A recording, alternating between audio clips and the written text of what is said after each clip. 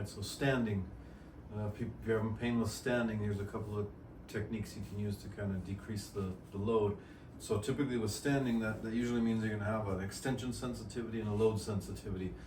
So you want to understand how to get yourself out of those positions to decrease the load being put on you in those positions. So usually when we stand, people are usually lazy, their knees are locked out and they're kind of like this, hanging out on their hips, right? Jamming you into extension. So the first thing I usually tell people is just bend the knees.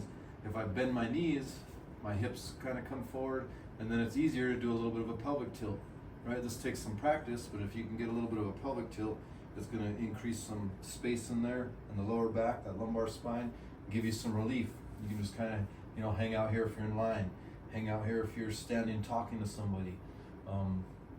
Another easy trick is to just put your foot up on something.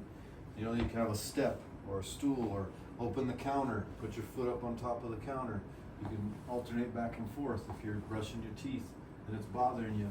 Those are a couple of really easy things to do.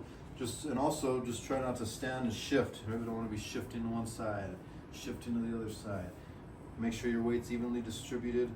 You should feel, your weight evenly distributed through your foot. You don't want to have too much weight in the front, because if your weight shifts to the front of the toes, then your tendency is to kind of lean back, like here, and this is where like I said, most people hang out.